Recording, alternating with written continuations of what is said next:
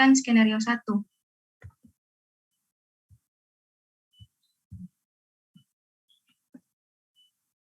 Adapun skenario kami yaitu seorang perempuan berusia 63 tahun datang ke puskesmas dengan keluhan sesak nafas, terutama jika beraktivitas berat membaik saat istirahat. Kemudian keluhan disertai mudah lelah dan bengkak pada kedua kaki. Riwayat hipertensi, minum amlodipin 10 mg secara rutin sejak 10 tahun terakhir. Kemudian pemeriksaan tanda vital didapatkan tekanan darah 150/90 mmHg, kemudian denyut nadi 80 kali per menit, dan frekuensi nafas 24 kali per menit, dan suhu 36,5 derajat Celcius. Dan pada pemeriksaan fototoraks menunjukkan kardiomegali. Adapun pemeriksaan EKG menunjukkan gambar seperti ini. Kemudian adapun kata sulit yang kami peroleh yaitu hipertensi, yang didefinisikan sebagai peningkatan tekanan darah secara menetap. Kemudian amlodipin yaitu agen antihipertensi dengan mekanisme kerja kalsium channel blocker. Kemudian yang ketiga yaitu kardiomegali, adalah pembesaran jantung. Adapun pertanyaan yang kami dapatkan ada 7 pertanyaan, yaitu yang pertama, jelaskan perbedaan sesak karena kardiovaskular dan non-kardiovaskular. Kemudian yang kedua yaitu jelaskan patofisiologi sesak berdasarkan skenario. Kemudian yang ketiga, jelaskan etiologi terjadinya sesak. Keempat, jelaskan langkah diagnostik dan pemeriksaan penunjang terkait kasus. Yang kelima yaitu jelaskan diferensial diagnosis dari skenario. Kemudian yang keenam, bagaimana penata laksanaan dan edukasi pasien. Kemudian yang ketujuh, jelaskan pandangan Islam terkait skenario. Untuk selanjutnya, saya serahkan ke teman kelompok saya. Dokter, kakak, dan teman-teman.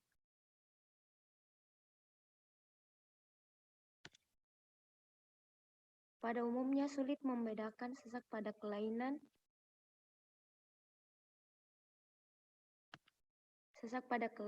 jantung atau non-jantung karena pada tahap awal biasanya mirip seperti nafas yang tidak tuntas, rasa tekanan di dada, rasa nafas pendek, nafas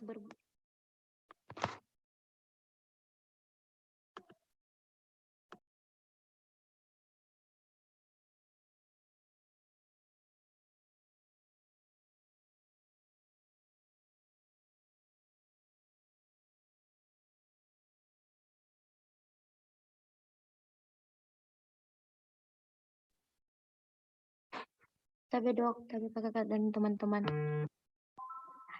Pada umumnya sulit membedakan sesak pada kelainan jantung atau non-jantung karena pada tahap awal biasanya mirip seperti nafas yang tidak tuntas, rasa tertekan di dada, rasa nafas pendek, nafas berbunyi, batuk, dan lain-lain.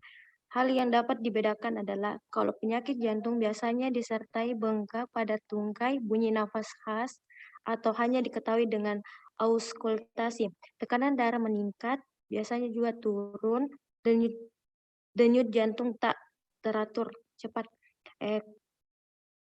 Kalau karena penyakit pada paru-paru biasanya tidak ada bengkak tungkai, bunyi nafas khas, atau dengan auskultasi. Kalau asma dengan wheezing atau bunyi ngik pada saat ekspirasi. Tekanan darah biasanya normal. Nadi yang lebih cepat tapi masih teratur. Kalau karena sakit mah biasanya disertai sakit pada ulu hati atau rasa begah, rasa penuh, rasa kembung, biasa juga ada gangguan di belakang. Sebenarnya pada sakit mah nafasnya tidak sesak tetapi rasa tidak tuntas. Next.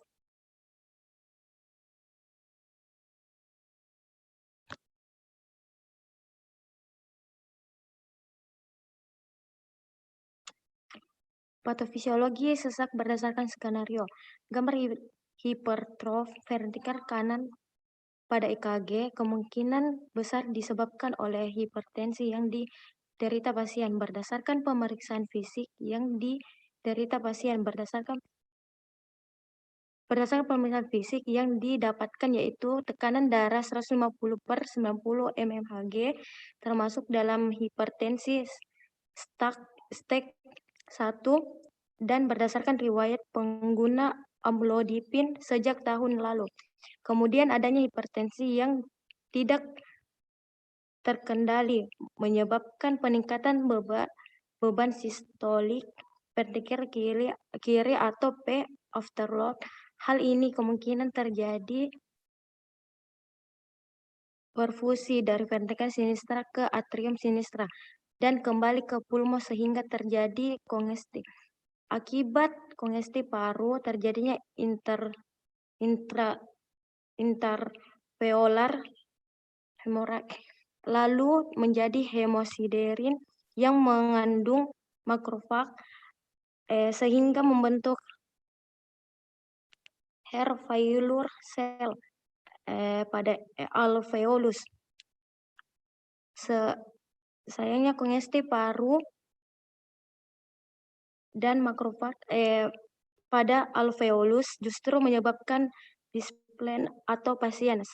Selain peningkatan afterload, preload juga meningkatkan akibat hipertrof ventrikel kanan yang kemungkinan kekakuan dan menyempit ruang ventrikel kiri sehingga cardiac output menurun dan memberikan gambaran display. Karena kedua hal tersebut sehingga mengakibatkan cardiac output menurun dan mengaktifasi sistem RAA yang justru menyebabkan retensi cairan berlebih dan memberikan gambaran edema pada kedua kaki. Next. Etiologi terjadinya sesak. Yang pertama latihan, kemudian berada di ketinggian, wanita hamil, kelainan jantung, gangguan ginjal, gangguan psikis. Next.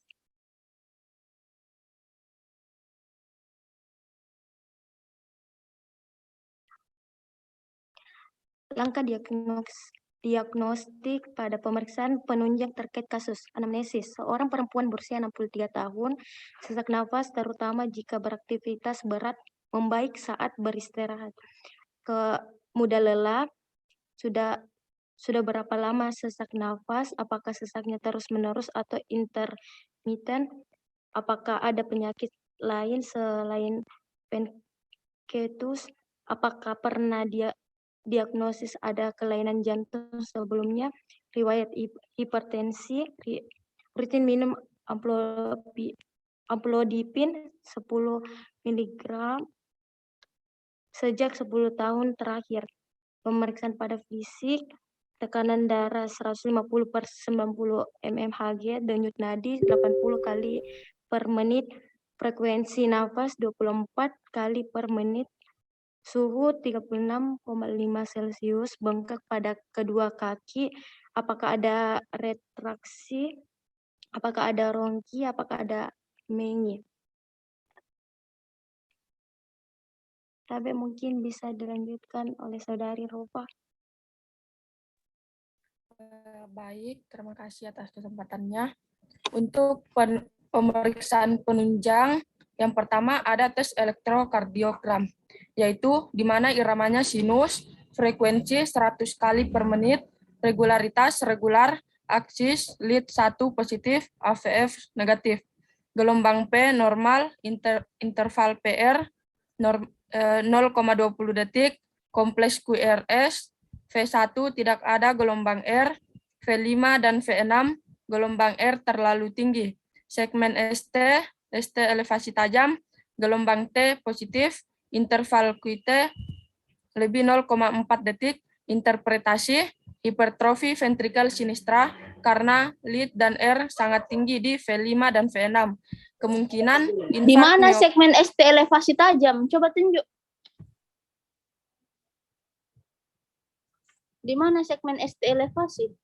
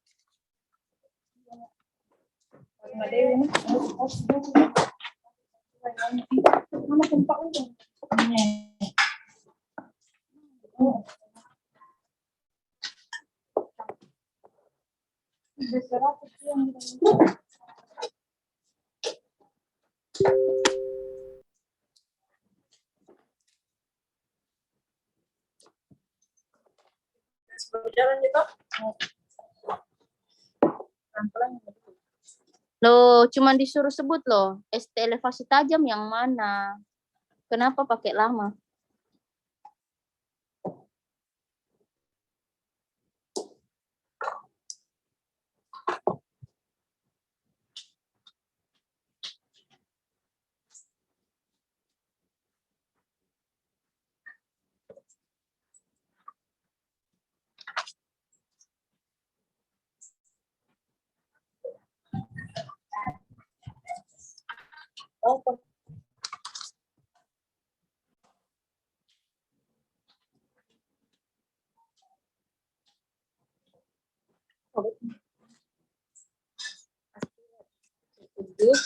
Isopro 2,5, Ranipril atau PAR.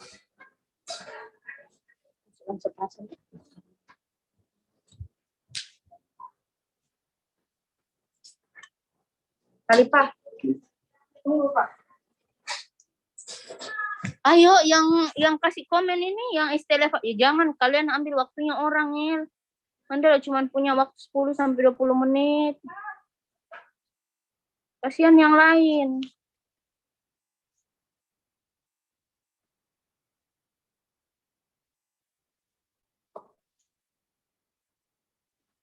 Kan ini ada yang ini tuh.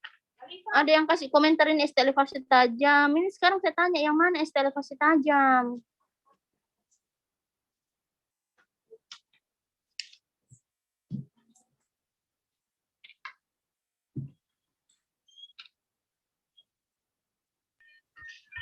Tapi dok, yang ini yang dibawa dok. Mana? Yang mana yang di bawah? Ada namanya itu barang. Di kaki. Tapi dok, yang lead 45 dok. 1, 2, 3, 4, 5. Yang ini dok, tapi yang ini yang lead. Yang mana? Yang namanya ST elevasi itu yang apa? Pengertiannya ST elevasi itu apa?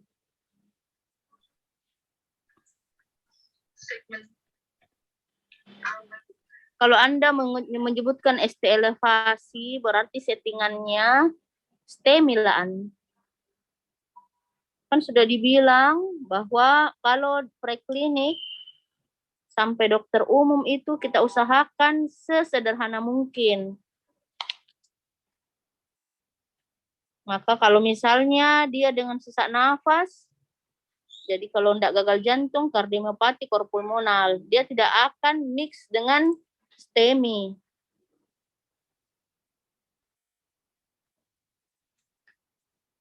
Yang ada di EKG ini malah LV strain, ST depresi, V5, V6. Kemudian ini V5, V6 gelombang R terlalu tinggi. Tidak ada bahasa kedokteran terlalu agak kemerah-merahan, tidak ada.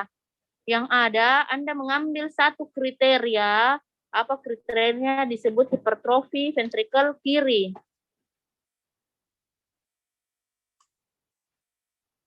Jadi banyak algoritmanya untuk membaca EKG hipertrofi ventrikel kiri.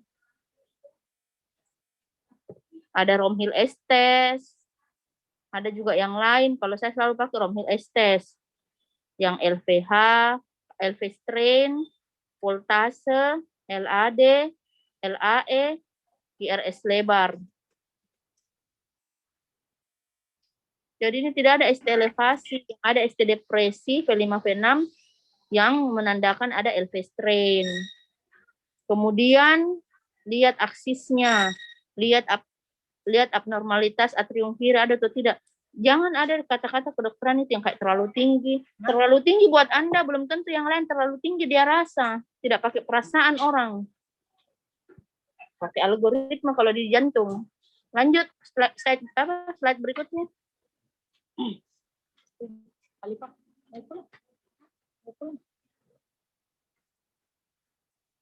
mau pulang ini kan nggak bisa di sini.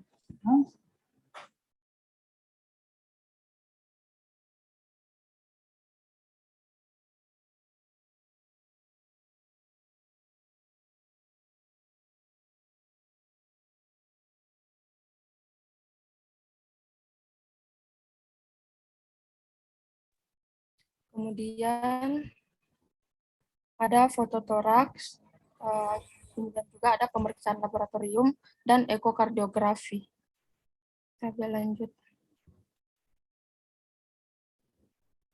Kemudian untuk diferensial diagnosis, yang pertama gagal jantung kronik, sesak nafas positif. Itu tidak ada kan di mana di soal nggak ada kan ya? Kardiomegali fotonya.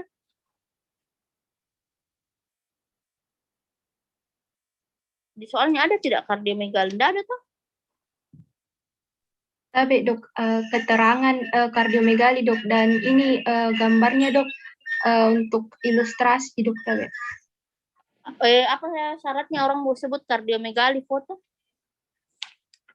Tapi dok, adanya pembesaran jantung dok. Tapi iya, bagaimana Anda besar belum tentu yang lain merasa itu besar.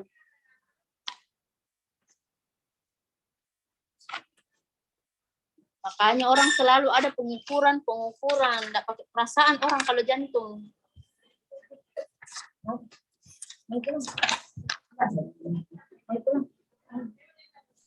baik dok.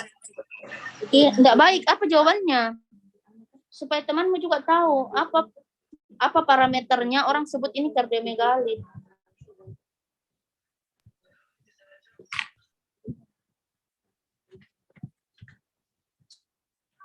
Ada parameter-parameter yang kita pakai untuk menentukan bahwa ini kardiomegali. Apa parameternya? Nanti diisi statusnya namanya dokternya. Tapi mau. Begitu ini kasih Biasa ini di situ. Dok, dikasih sini tuh. Iya. Kasih ini. Biasa begitu kan dikira stabil. Lebih anak. Apa dia bilang? Tidak bisa sekali. Tapi atensi pang.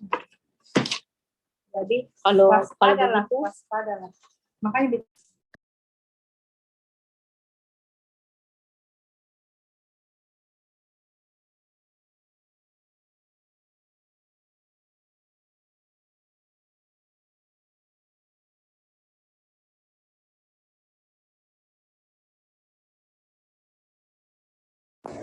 jadi kalau orang mau bilang kardiomegali kan ada pengukuran CTR, kardiotorasik index, kardiotorasik rasio. Jadi tidak ada itu. Kita kedokteran, kita merasa bahwa ini jantungnya besar, jangan merasa, diukur. Diukur ini jantungnya memang besar atau tidak. Gitu. Ya lanjut.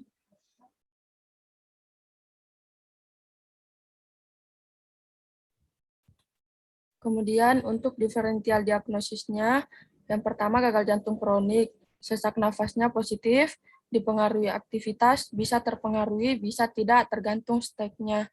Kemudian fatigue negatif, positif, kemudian edema pretibial bilateral positif, hipertensi positif, nadi takikardi, nafas tachypneu, kemudian LVH positif, faktor risiko, infark miokard, regurgitasi mitral atau aorta, kardiomiopati dilatasi, stenosis aorta, hipertensi, hipertrofi ventrikel kiri, kardiomiopati restriktif, fibrosis miokard, konstriksi, dan tamponade. Kemudian untuk kor pulmonal, sesak nafas positif, dipengaruhi aktivitas positif, fatigue positif, edema pretibial bilateral negatif, hipertensi negatif, nadi takikardi, nafas tachypneu, LVH negatif, faktor risiko hipertensi pulmonal, PPOK, dan emboli paru.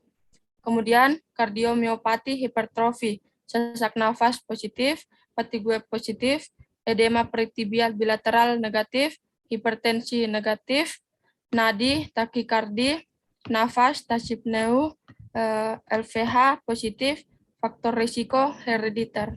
Tabel lanjut.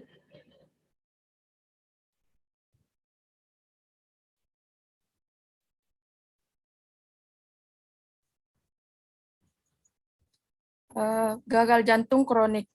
Gagal jantung kronik dapat didefinisikan sebagai sindroma klinis kompleks akibat kelainan jantung struktural atau fungsional atau non-kardiak yang mengganggu kemampuan jantung dalam merespon kebutuhan fisiologis untuk peningkatan curah jantung. Adapun klasifikasinya, untuk kelas 1 tidak ada batasan aktivitas fisik. Aktivitas fisik sehari-hari tidak menimbulkan kelelahan, berdebar, atau sesak nafas. Kemudian untuk kelas 2, terdapat batasan aktivitas ringan, tidak terdapat keluhan saat istirahat, namun aktivitas fisik sehari-hari menimbulkan kelelahan, berdebar, atau sesak. Kemudian kelas 3, terdapat batasan aktivitas yang bermakna, tidak terdapat keluhan saat istirahat, namun aktivitas fisik ringan menyebabkan kelelahan, berdebar, atau sesak nafas. Kemudian kelas 4, tidak dapat melakukan aktivitas fisik tanpa keluhan. Terdapat gejala saat istirahat, keluhan saat melakukan aktivitas fisik. Tabel lanjut. Untuk penata laksanaan, yang pertama manajemen perawatan mandiri, yaitu ketaatan pasien berobat, pemantauan berat badan mandiri, asupan cairan, pengurangan berat badan, latihan fisik, aktivitas seksual. Untuk non-bedah, ICD, dan CRT. Tabel lanjut.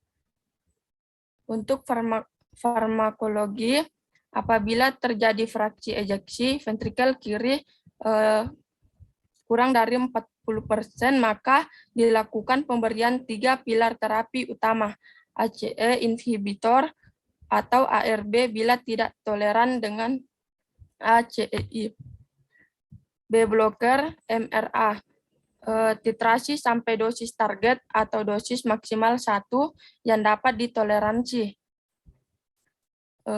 Selanjutnya dilakukan evaluasi gejala. Apabila terjadi NIHA 1, maka dilanjutkan terapi utama. Namun apabila terjadi NIHA 2 dan 4 irama sinus dengan nadi kurang lebih kecil 70 kali per menit, ganti ACEI atau ARB ke ARNI. Setelah dilakukan langkah ketiga, maka ada 3 kemungkinan, yaitu kemungkinan pertama, apabila turun menjadi NIHA 1 atau fraksi ejeksi lebih dari 40%, maka dilanjutkan dengan terapi. Kemudian dilakukan evaluasi ulang tiap 1-3 tahun tergantung kondisi klinis.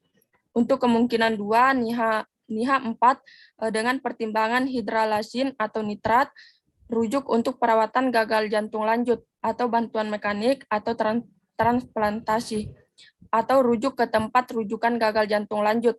Setelah hal ini dilakukan, maka selanjutnya dilakukan evaluasi ulang ekokardiografi sesuai kondisi klinis. Kemudian untuk kemungkinan 3, dilakukan evaluasi ulang gejala dan fraksi ejeksi. Apabila terjadi NIHA 1 dan 2 dan fraksi ejeksi di bawah 40%, maka dilakukan pertimbangkan ICD dan CRT. Selanjutnya dilakukan evaluasi ulang ekokardiografi tiap 1-5 tahun. Tabel lanjut. Adapun pandangan Islam terkait skenario, ketika seseorang menderita gagal jantung, maka dia akan merasakan sesak nafas, sehingga dia merasa mudah kelelahan, Hal ini memicu dia menjadi kesulitan melakukan aktivitas. Hal ini pula yang menyebabkan seseorang yang menderita gagal jantung sulit melakukan ibadah dengan posisi normal. Hal tersebut tidak perlu dikhawatirkan oleh penderita gagal jantung karena Allah Subhanahu wa taala telah mengatur hal tersebut dan tidak membiarkan hambanya merasa diberatkan oleh ibadah. Allah Subhanahu wa taala berfirman, "Wa isa kadaitumu salawa fa uskuru fi ya'man waku udan wa ala junubikum wa isa ma natum fa'aqimus salat innas salawata kanat alal mu'minina kitaban mauqut, yang artinya selanjutnya apabila kamu telah menyelesaikan sholatmu, ingatlah Allah ketika kamu berdiri, pada waktu duduk, dan ketika berbaring. Kemudian apabila kamu telah merasa aman, maka laksanakanlah sholat itu sebagaimana biasa. Sungguh, sholat itu adalah kewajiban yang ditentukan waktunya atas orang-orang yang beriman.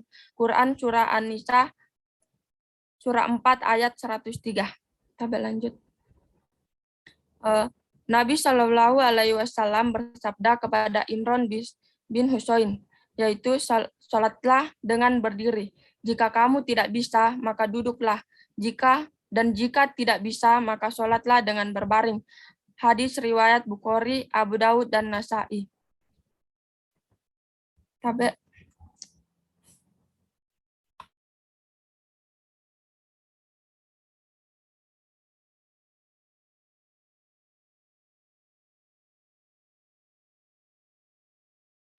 Itulah tadi presentasi Lanjut dari case kedua. kami. Saya kembalikan ke moderator. Baik, terima kasih kepada kelompok 3 atas presentasinya. Selanjutnya yang akan membawakan skenario 2 yaitu dari kelompok 12. Silakan dimulai kelompok 12.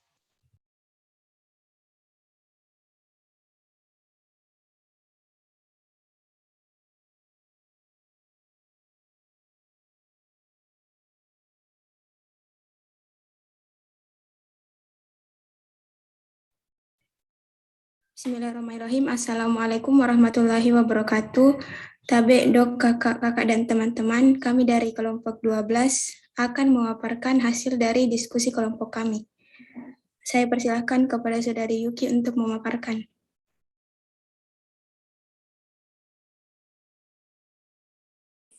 Bismillahirrahmanirrahim. Pada pleno kali ini pada kelompok ini kita dapat skenario 2. Seorang laki-laki berusia 65 tahun dibawa ke unit gawat darurat rumah sakit dengan keluhan sesak nafas memberat tiba-tiba saat bangun pagi. Riwayat opname berulang dengan keluhan sesak nafas. Pemeriksaan tanda vital didapatkan tekanan darah 180 per 100 mmHg, denyut nadi 110 kali per menit, frekuensi nafas 30 kali per menit, suhu tubuh 36,5 derajat Celcius. Pemeriksaan fisik didapatkan peningkatan JVP, rongki basah halus di basal kedua paru, akral basah dan dingin. Pemeriksaan fototoraks menunjukkan sebagai berikut. Adapun kata sulitnya yaitu rongki basah halus merupakan suara nafas tambahan yang bernada rendah yang terjadi akibat adanya penyumbatan jalan nafas, biasanya disebut crackless atau rales. JVP tekanan vena jugularis adalah tekanan vena yang dapat diamati secara tidak langsung. Akral yaitu ujung dari ekstremitas yang merupakan ujung dari jari-jari kaki dan tangan. Adapun spesifikasi masalahnya yaitu yang pertama keluhan sesak nafas memberat tiba-tiba saat bangun pagi, yang kedua riwayat opname yang berulang karena sesak nafas. Yang ketiga, pemeriksaan tanda-tanda vital tekanan darah 180 per 100 mmHg, denyut nadi 110 kali per menit, frekuensi nafas 30 kali per menit. Yang keempat, ada pemeriksaan fisiknya, peningkatan JVP, rongki basah halus di kedua basal paru, dan akral basah dan dingin. Adapun identifikasi masalahnya, yang pertama apa yang menyebabkan keluhan sesak nafas memberat tiba-tiba saat bangun pagi. Yang kedua, sebutkan mekanisme sesak nafas terkait skenario. Yang ketiga, faktor resiko terkait skenario. Yang keempat, langkah-langkah diagnostik. Yang kelima, apa diferensial diagnosisnya dan penyakit yang terkait. Yang keenam, ada tata laksana penyakit berdasarkan skenario. Yang ketujuh, edukasi yang diberikan berdasarkan skenario. Yang ke-8, aspek AIK yang terkait dengan skenario. Adapun keluhan sesak napas yang memberat tiba-tiba, definisi sesak napas yaitu sesak napas merupakan suatu keadaan di mana rasa tidak nyaman atau sulit ketika menarik atau membuang nafas. Sesak napas merupakan suatu keadaan yang cukup sering terjadi, dapat disebabkan karena banyak hal, diantaranya ada pengaruh rokok, GERD atau penyakit asam lambung, penyakit jantung, asma bronkial, infeksi paru atau pneumonia, dan bronkitis dan TBC. Mekanisme sesak nafas yaitu untuk mekanisme sesak nafas dimulai terjadinya hipertensi, yaitu afterload yang tinggi. Kemudian mengalami peningkatan tekanan ventrikel kiri dengan kompensasi melalui hipertrofi miokardium ventrikel kiri. Setelah itu cardiac output menurun menyebabkan aliran darah ke perifer berkurang dan menyebabkan akral dingin dan basah. Lama-kelamaan akan terjadi dekompensasi ventrikel kiri yang menyebabkan kegagalan pengisian ventrikel kiri. Kemudian akan meningkatkan tekanan atrium ventrikel kiri.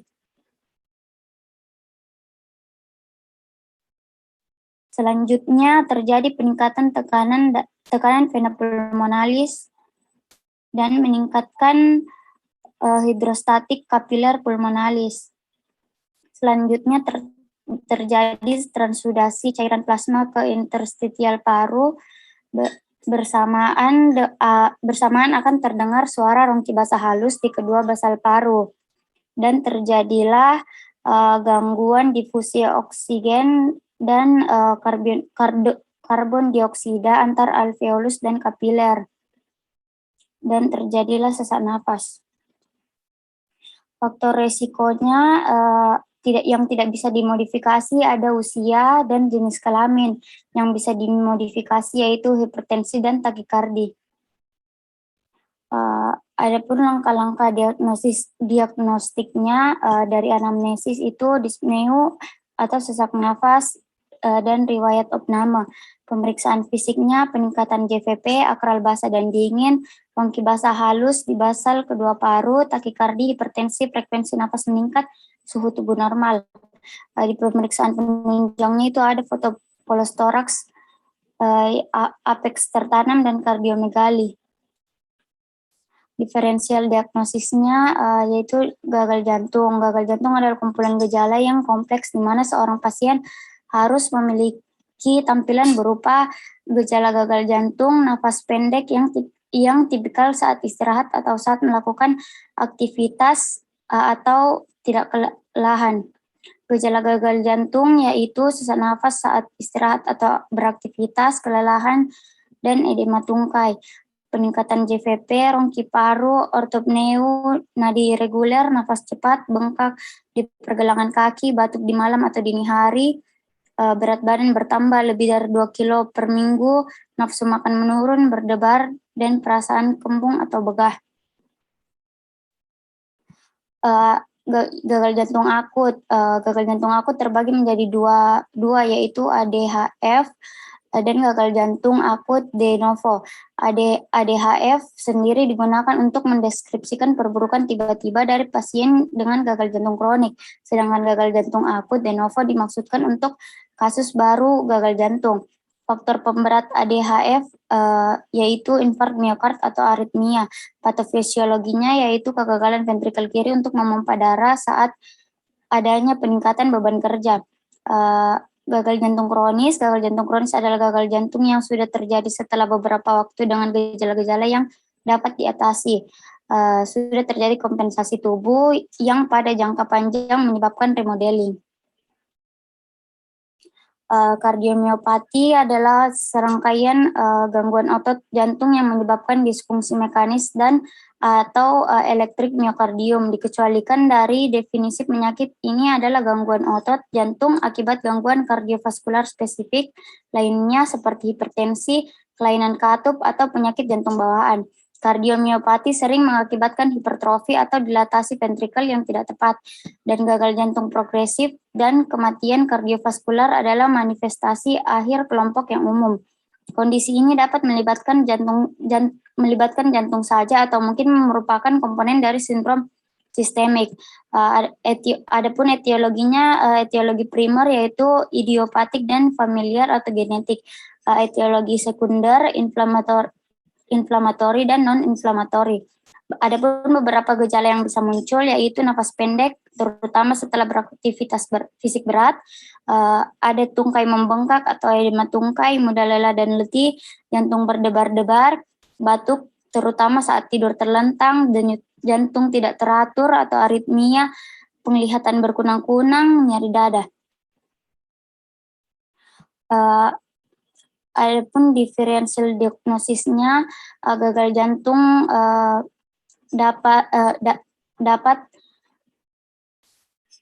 gagal jantung bisa mengakibatkan sesak nafas, gagal jantung kronik bisa mengakibatkan sesak nafas, kardiomiopati juga bisa mengakibatkan sesak nafas. Gagal jantung akut dapat terjadi secara tiba-tiba, gagal jantung kronik dapat terjadi secara tiba-tiba, gagal jantung kronik tidak bisa terjadi secara tiba-tiba, kardiomiopati juga tidak bisa secara tiba-tiba. Gagal jantung akut itu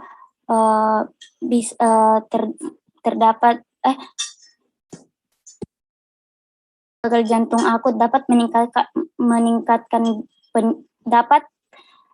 peningkatan JVP.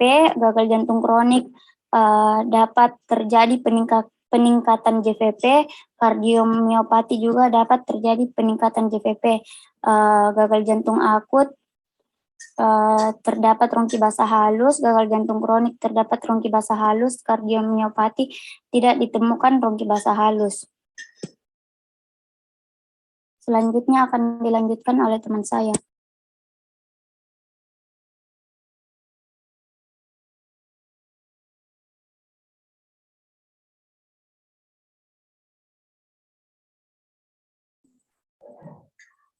Tabe selanjutnya pembacaan foto toraks.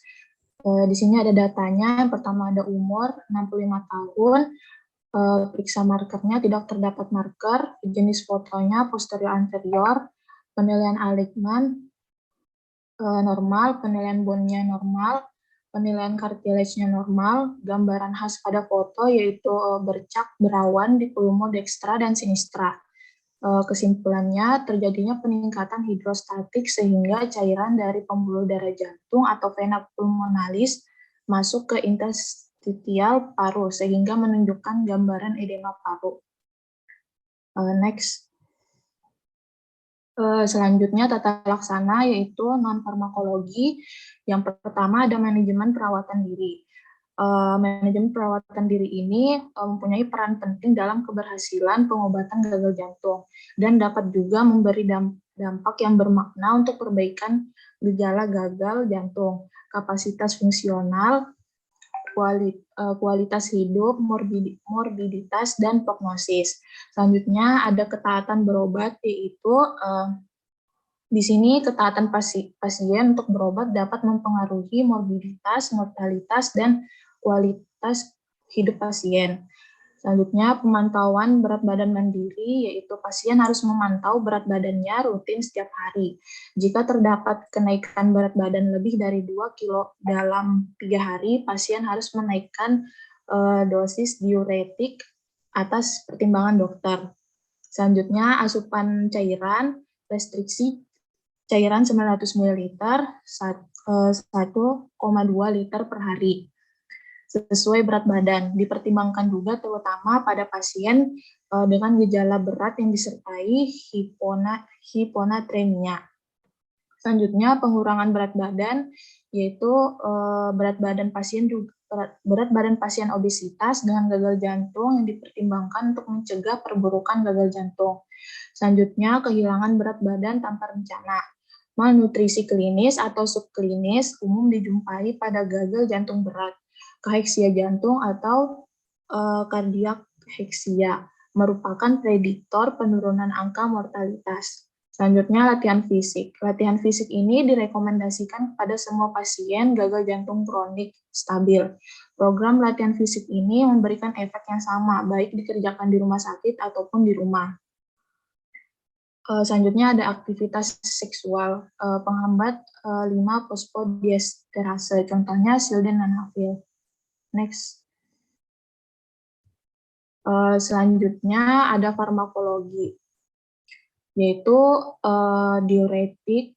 Urutan terapi pada pasien gagal jantung ini biasanya diawali dengan diuretik untuk meredakan gejala kelebihan volume. Kemudian ditambahkannya angiotensin reseptor blocker atau ARB. Jika ACE inhibitor ini tidak ditoleransi, namun penambahan ARB ini dilakukan hanya setelah terapi diuretik diberikan secara optimal. Dosisnya diatur secara bertahap hingga dihasilkan curah jantung yang optimal. Dan beta blocker ini diberikan setelah pasien stabil dengan pemberian ACE inhibitor, sedangkan glikosida jantung atau digoxin diberikan jika pasien masih mengalami gagal jantung meskipun telah diberikan terapi kombinasi. Next. Selanjutnya ada terapi emergensi. Pasien suspek gagal jantung akut. Fase urgen setelah kontak medis pertama. Ada yang pertama shock kardiogenik. Bantuan sirkulasinya itu ada farmakologik dan mekanik. Selanjutnya ketika gagal napas, ada bantuan ventilasinya yaitu oksigen dan non-invasive positive pressure ventilation. Dan yang ketiga ventilasi mekanik. Stabilisasinya segera dan dipindahkan ke ICU. Fase segera 60-120 menit awal. Identifikasinya etiologi akut coronary syndrome, hypertension, emergency. Selanjutnya pemeriksaan diagnostik untuk konfirmasi gagal jantung akut, evaluasi klinis untuk memilih penanganan optimal. Next. Selanjutnya edukasi yang diberikan berdasarkan skenario ini. Yang pertama ada diet rendah garam, pembatasan cairan, pemantauan berat badan, latihan aktivitas fisik, istirahat cukup.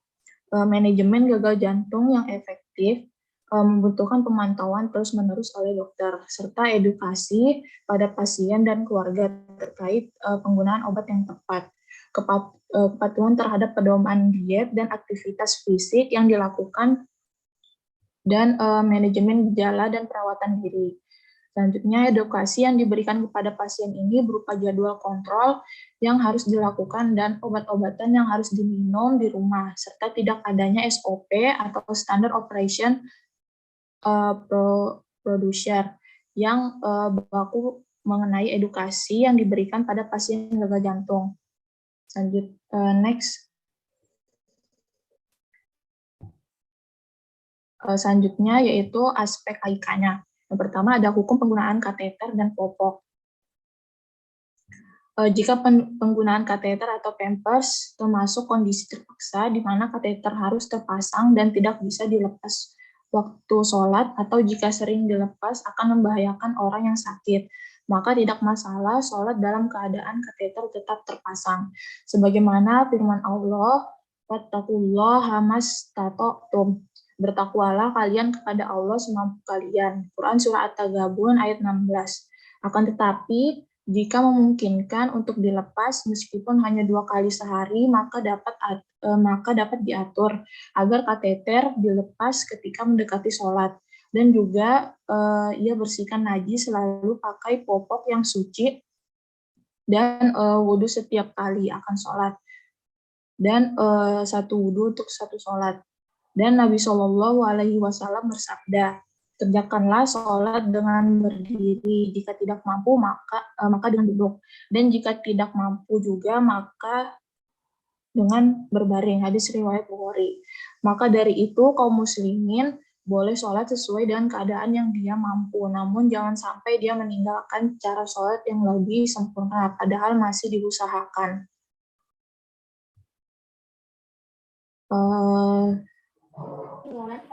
Oke, jadi kalau kayak gagal jantung sudah tahu tuh tadi pilar utamanya. Lanjut dulu ke selanjutnya. Nanti sekalian kita bahas di penutupan, Dik. Oke. Tapi dok, ya dok. Baik, terima kasih untuk kelompok 12. Selanjutnya untuk skenario 3 dibawakan oleh kelompok 13. Silakan dimulai.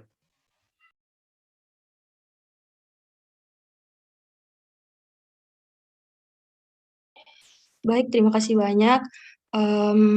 Jadi saya akan mempresentasikan tutorial modul 2 sesak nafas oleh kelompok 13. Skenarionya yaitu seorang laki-laki berusia 43 tahun datang ke puskesmas dengan keluhan sesak nafas sejak 1 tahun yang lalu, 1 tahun terakhir. Sesak tetap dirasakan walau asma tidak kambuh. Keluhan disertai kaki bengkak dan batuk berdahak warna putih. Riwayat asma bronkial sejak anak-anak. Pemeriksaan fisik tampak barrel chest, hepatomegali, edema peritibial.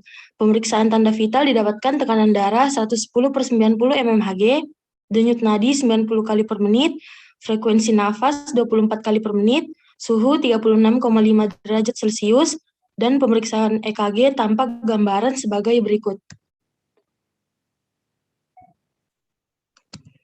Jadi adapun kata sulitnya yaitu barrel chest adalah kondisi dada yang tampak menonjol karena diameter anterior-posterior menyerupai barrel. Hepatomegali yaitu kondisi membesarnya hati yang melebihi ukuran normalnya. Ini merupakan stadium awal dari beberapa jenis penyakit hati dan didapatkan pada abdomen kanan atas atau epigastrium. Lalu yang terakhir ada edema protibial yaitu pembengkakan pada area kaki. Selanjutnya ada kata kunci, identitas pasien, laki-laki berumur 43 tahun, anamnesisnya sesak nafas, onsetnya 1 tahun terakhir, gejala yang berhubungan, kaki bengkak dan batuk berdahak, warna putih, terdapat riwayat asma bronkial sejak anak-anak. TTV, tekanan darah 110/90 mmHg, itu normal. Denyut nadi 90 kali per menit, normal. Frekuensi nafas 24 kali per menit, melebihi normal. Dan suhu 36,5 derajat Celcius, normal. Dari pemeriksaan fisik tampak barrel chest, hepatomegali, dan edema pretibial. Adapun identifikasi masalahnya yaitu menjelaskan anatomi dan fisiologi dari organ, etiologi sesak nafas pada pasien, menjelaskan perbedaan karakteristik keluhan sesak nafas pada penyakit kardiovaskuler dan non-kardiovaskuler, faktor risiko penyakit berdasarkan skenario, patomekanisme sesak nafas, gambaran hasil EKG, langkah-langkah diagnosis pada penyakit, diferensial diagnosis penyakit yang berhubungan dan kesimpulan penyakit, tata laksana penyakit dan edukasi, dan pandangan Islam. Saya akan menjelaskan anatomi dari organ yang terkait. Jadi anatominya yaitu ruang jantung. Ruang jantung itu ada arterium dextra dan sinistra.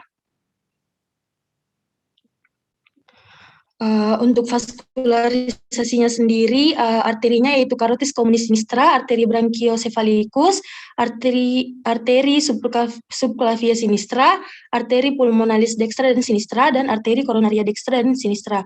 Untuk venanya, vena cava superior dan inferior, vena cordis magna, dan parva.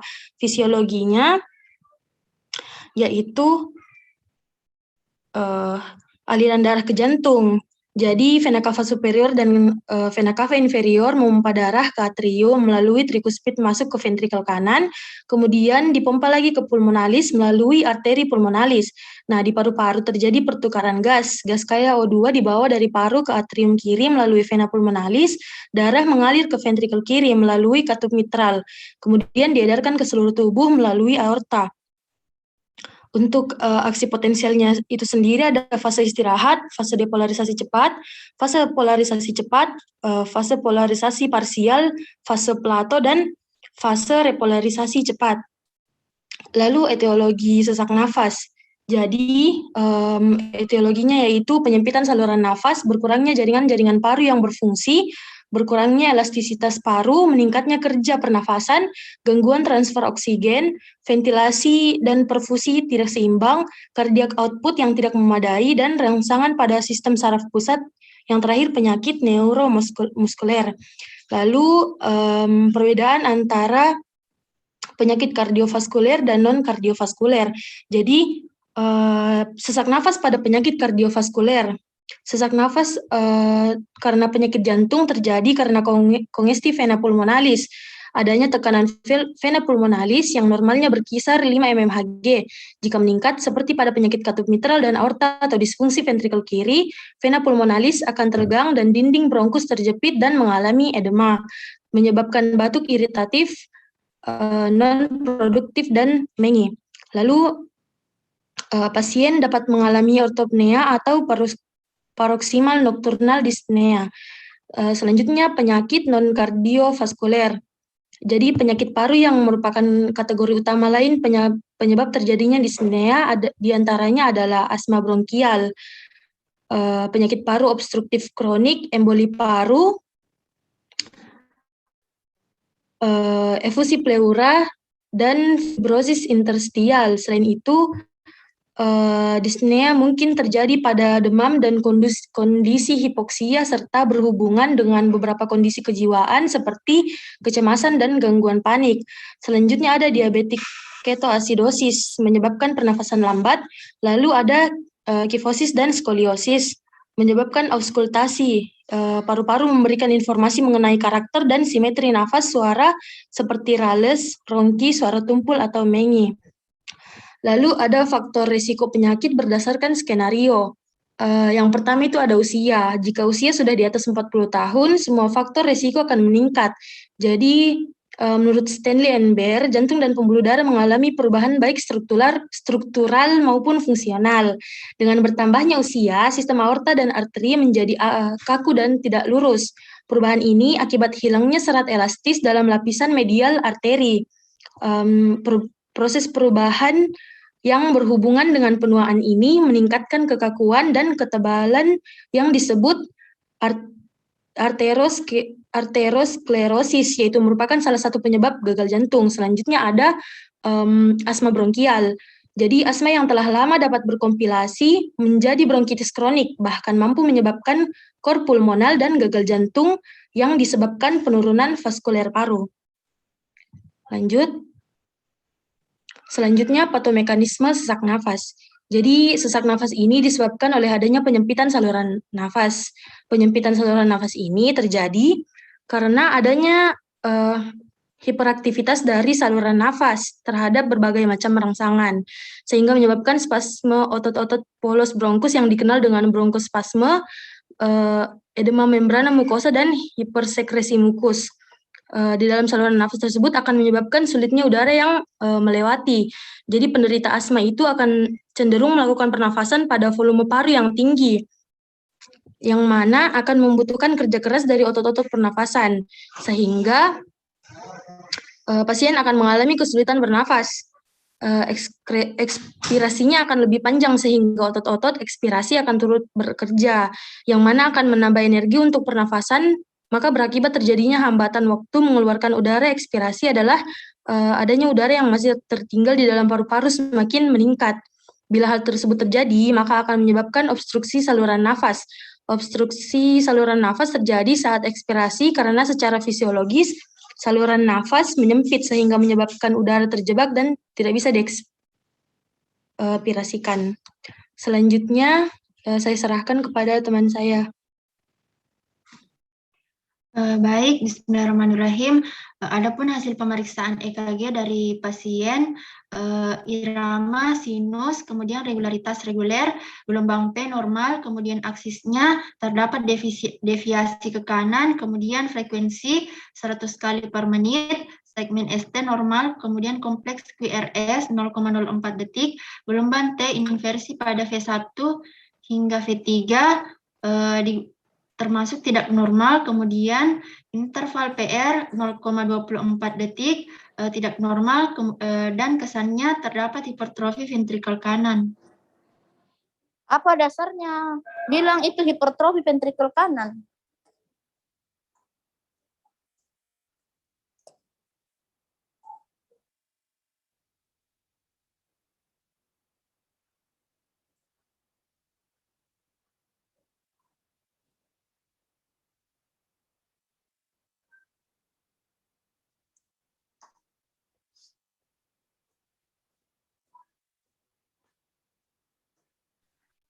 Tapi dok, adanya hipertrofi ventrikel kanan karena pada pemeriksaan EKG terdapat deviasi ke kanan dok, deviasi ke kanan.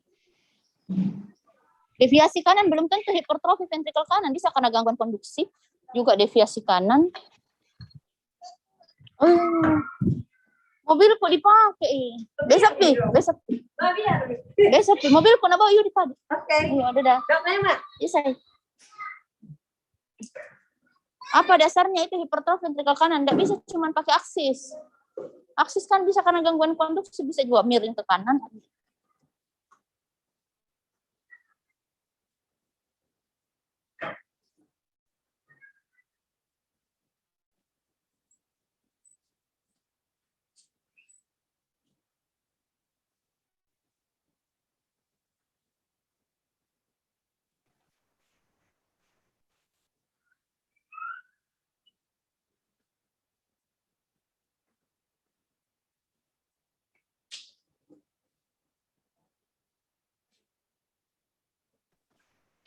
Tapi dok, karena kompleks QRS dan RS-nya lebih dari 1, kemudian V1 dan V2-nya lebih tinggi dok. Ulang coba apa tadi? Karena pada kompleks QRS-nya lebih dari 1, kemudian V1 dan V2-nya lebih tinggi dok. Kompleks QRS kenapa? Kenapa kompleks QRS-nya saya tidak dengar baik tadi? Tapi dok, lebih dari 1 dok. Apanya lebih dari 1 kompleks QRS? Tapi dok, mohon maaf, R banding S-nya lebih tinggi dari 1 dok. Ini kalau dihitung berapa? R banding S-nya?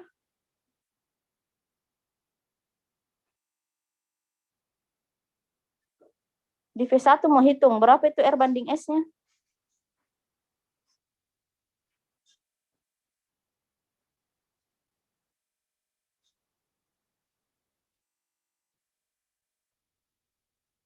Itu tinggal hitung. Beda kalau Anda tidak ngerti atau cuma dapat bocoran.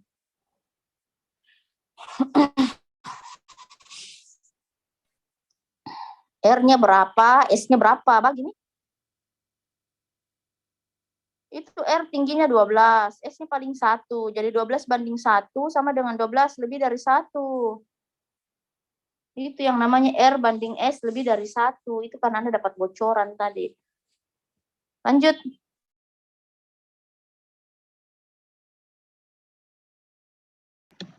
Tapi dok, terima kasih dok. Saya lanjut, adapun langkah-langkah diagnosisnya. Yang pertama, pada anamnesis, kami menanyakan pada pasien apakah terdapat sesak nafas, kemudian dyspnea on exertion, sesak nafas saat aktivitas, kemudian ortopnea, posisi setengah duduk lebih nyaman, kemudian paroxysmal nocturnal, dyspnea, sesak nafas saat malam hari, kemudian abdominal swelling, perut membengkak, dan edema tungkai, kemudian kemudian exercise intolerance, tidak toleransi dengan aktivitas, kemudian fatigue, mudah letih atau lelah. Kemudian pemeriksaan fisiknya, apakah terdapat peningkatan tekanan vena jugularis, apakah terdapat pembesaran jantung atau kardiomegali, ataukah terdapat suara jantung ketiga atau galop, kemudian apakah terdapat murmur, kemudian pada paru terdapat suara nafas tambahan atau ronki, kemudian pada abdomen apakah terdapat asites, hepar membesar dan hepatojugular reflux, kemudian apakah terdapat edema tungkai, dan apakah edemanya menetap atau tidak, kemudian pada kulitnya apakah sianosis atau pucat. Selanjutnya pemeriksaan penunjang yang dapat dilakukan adalah melakukan elektrokardiografi, fotopolos dada, dan ekokardiografi.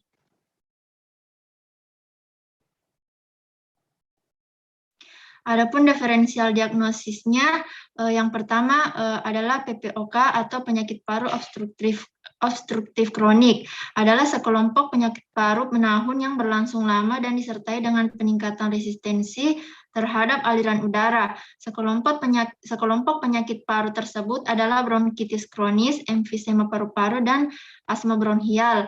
Adapun gejalanya, terdapat sesak nafas yang berlangsung terus-menerus, kemudian mengalami perubahan bentuk dada atau diameter bentuk dada, antero, posterior, dan transversal sebanding dan sering disebut barrel chest, kemudian bernafas dengan menggunakan otot bantu pernafasan dalam jangka waktu yang lama.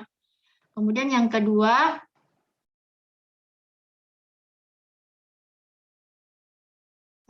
next slide.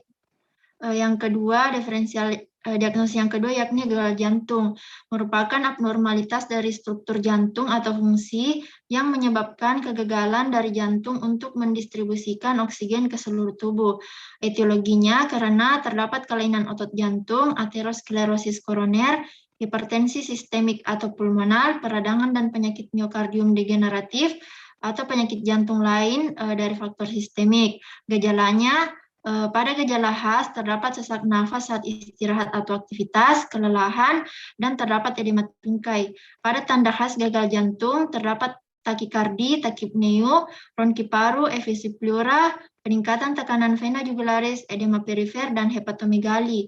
Sedangkan pada tanda objektif terdapat gangguan struktur atau fungsional jantung saat istirahat, kardiomegali, suara jantung 3, murmur jantung, abnormalitas dalam gambaran ekokardiografi, dan terdapat kenaikan konsentrasi peptida nutriuretik. Yang ketiga yakni kor pulmonal. Kor pulmonal merupakan penyakit yang terjadi akibat hipertensi arteri pulmonal karena penyakit yang mempengaruhi struktur dan atau fungsi paru-paru. Etiologinya terdapat 3, yakni penyakit paru obstruktif seperti bronkitis obstruktif kronis dan emfisema, dan asma dengan obstruktif saluran nafas irreversibel.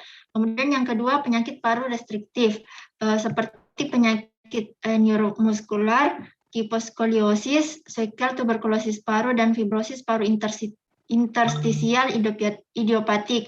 Kemudian efisiensi pernafasan, terdapat hipoventilasi alveolar sentral dan sindrom obesitas hipoventilasi. Pada gejalanya terdapat peningkatan tekanan vena jugularis akibat hiperinflasi dada. Gejala ini biasanya dialami oleh pasien PPOK. Sedangkan pada edema perifer, contohnya pada pergelangan kaki, biasanya diderita oleh penderita RHF dan hipertensi pulmonal. Kemudian terdapat murmur regurgitasi trikuspid yang menunjukkan dilatasi ventrikel kanan.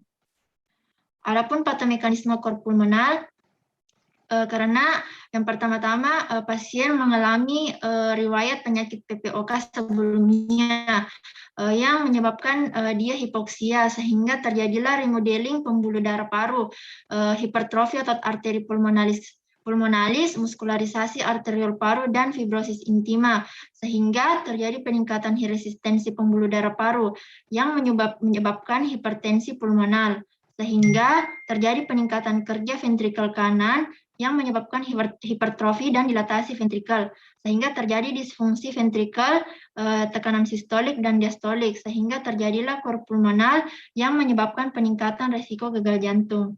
Sehingga kesimpulan diagnosis dari diagnosis banding tadi kami mengambil kor pulmonal.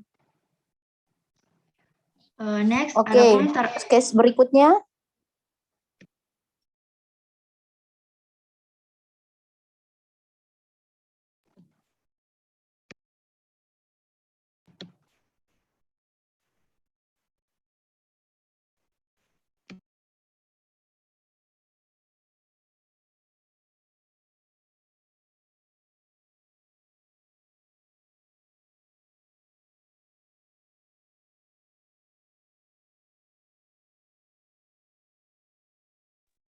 Assalamualaikum warahmatullahi wabarakatuh. Tapi dok, dan teman-teman, terima kasih atas kesempatan yang telah diberikan. Baik, kami dari kelompok 6 mendapatkan skenario 4 dari modul 2 sesak nafas akan mempresentasikan hasil diskusi kami. Di mana dari skenario kami, next, seorang laki-laki berusia 60 tahun datang ke puskesmas dengan keluhan sesak nafas sejak 1 tahun yang lalu, memberat 2 hari terakhir. Keluhan disertai nyeri dada yang tidak membaik walau istirahat dan batuk berlendir warna putih terus-menerus serta demam.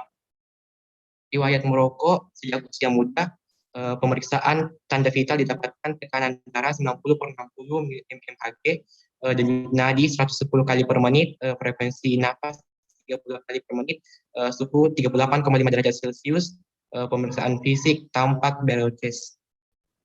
Next. Jadi selanjutnya untuk lebih mengefisienkan waktu, saya silakan Rovita untuk melanjutkan materi. Tabe dok, tabe kakak-kakak, tabe teman-teman. Baik, untuk selanjutnya pemeriksaan fototoraks menunjukkan gambaran sebagai berikut. Di mana hasil dari fototoraks yaitu posisi PA atau posterior anterior dan kardiotorakal ratio kurang dari 50%. Kemudian juga terdapat gambaran paru, hiperlusen, diafragma mendatar, interkostal melebar, dan arteri pulmonal prominent, dan didapatkan kesan hipertensi pulmonal. Kemudian kata kunci yaitu laki-laki 60 tahun, sesak nafas 1 tahun yang lalu, memberat 2 hari terakhir. Nyeri dada tidak membaik walau istirahat, batuk berlendir warna putih terus-menerus, suhu 38,5 derajat Celcius febris, riwayat merokok, tekanan darah 90/60 mm air raksa, hipotensi, denyut nadi 110 kali per menit, takikardi, frekuensi nafas 30 kali per menit, takipneu, pemeriksaan fisik tampak barrel chest. Kemudian didapatkan kata sulit yaitu barrel chest, di mana barrel chest ini merupakan penurunan perbandingan diameter antero-posterior dan transversal pada rongga dada akibat usaha memperbesar volume paru. Bila telah terjadi gagal jantung kanan, terlihat denyut vena jugularis di leher dan edema tungkai. Kemudian kita mengambil 3 diferensial diagnosis. Yang pertama kor pulmonal, 2 gagal jantung, dan yang ketiga emfisema. Emfisema itu bukan diagnosis loh. Emfisema itu bacaan paru. Jadi kayak kardiomegali itu bukan diagnosis. Kongestif paru itu bukan diagnosis, itu bacaan paru. Jangan dijadikan diagnosis. Tidak ada penyakit emfisema. Tapi dok, iya dok. Dari faktor risikonya kor pulmonal didapatkan itu usia menengah dan lanjut usia. Di atas umur 35 tahun lebih banyak pada pasien laki-laki, perokok, durasi merokok lebih dari 10 tahun, sesak nafas dan batuk. Kemudian faktor risiko dari gagal jantung yaitu PJK, hipertensi, berusia 65 tahun atau lebih, merokok, ada riwayat penyakit jantung. Dari emfisema sendiri, faktor risikonya yaitu riwayat merokok merupakan 80-90% penyebab emfisema, paparan polutan, dan faktor genetik.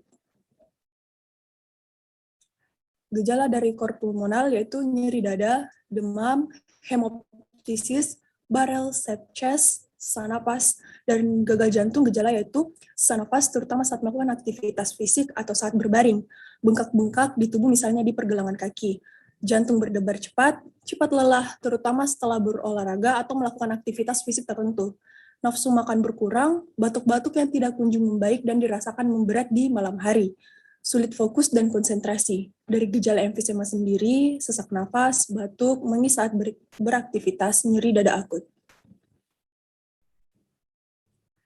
Baik, dari kata kuncinya kita mengambil diagnosis yaitu cor pulmonal. Kemudian Apa definisi bedanya dari cor pulmonal tadi dengan cor pulmonal case ini? Sama-sama cor pulmonal, pasti case-nya beda tuh. Pulang mak Tina. Ada majempuk Pak. Tapi makan ikan bakarku. Sayang, makasih. Banyak lele.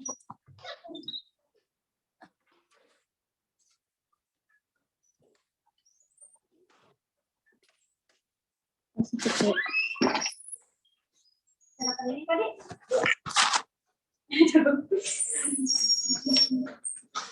Kebiasaan cabut-cabut kabel.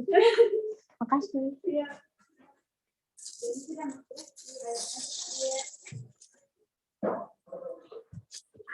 Apa bedanya antara cor pulmonal tadi dengan cor pulmonal ini?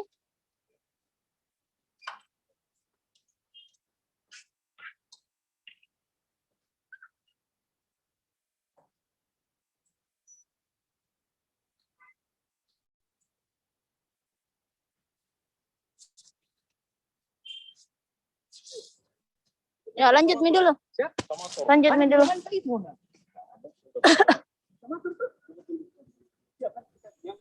Kemudian didapatkan etiologi yaitu penyakit pembuluh darah paru, penekanan pembuluh darah pulmonal akibat tumor mediastinum, aneurisma, granuloma, fibrosis, penyakit neurovaskular dan dinding dada, penyakit yang mengenai aliran darah paru, alveoli termasuk pegokok.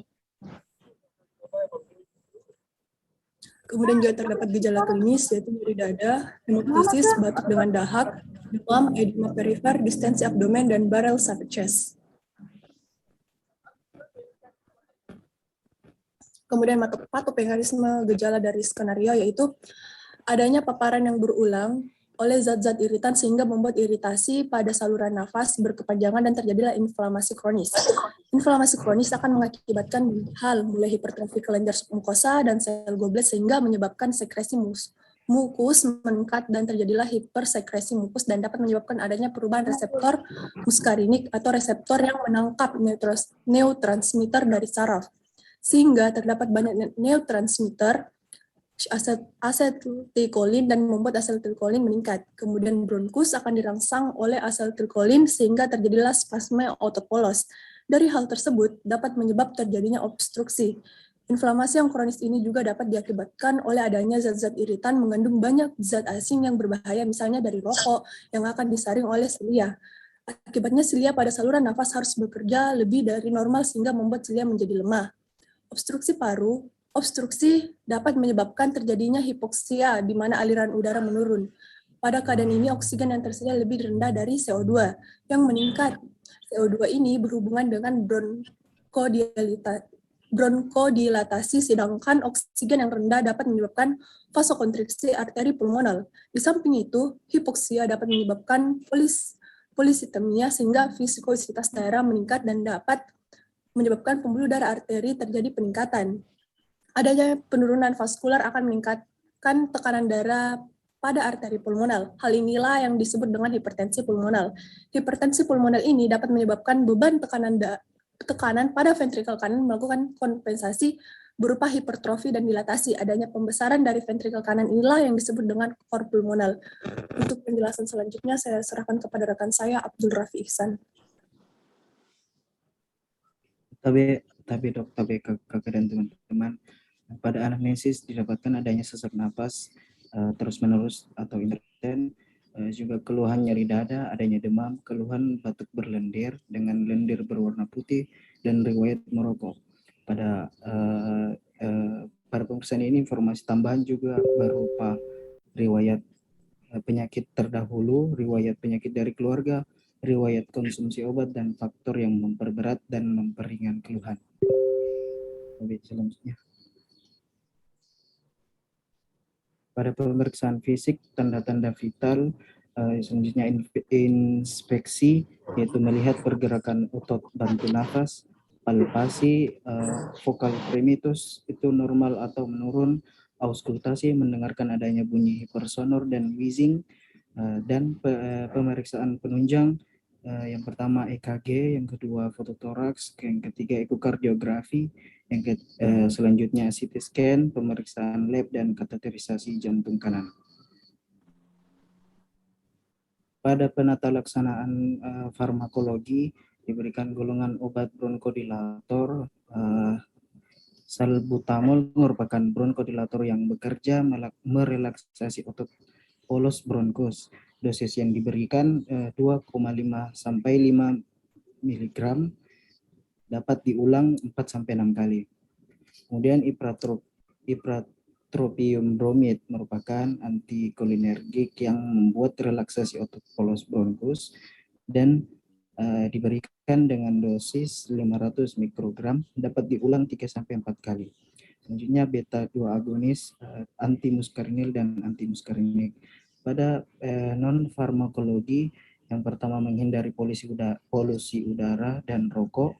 Yang selanjutnya terapi oksigen jangka panjang dilakukan selama 15 jam per hari dengan nasal kanula 1 sampai 2 liter per menit untuk mencegah hipoksemia.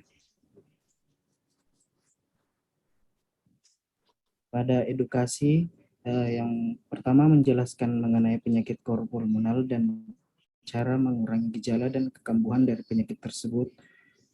Yang kedua, penggunaan oksigen jangka lama. Yang ketiga, menjelaskan penggunaan obat-obatan. Yang selanjutnya, mendeteksi dan menghindari faktor yang dapat mencetuskan ekserbasi. Pada pencegahan, yang pertama, mengurangi atau berhenti merokok. Yang kedua, pertahankan selalu berat badan yang sehat.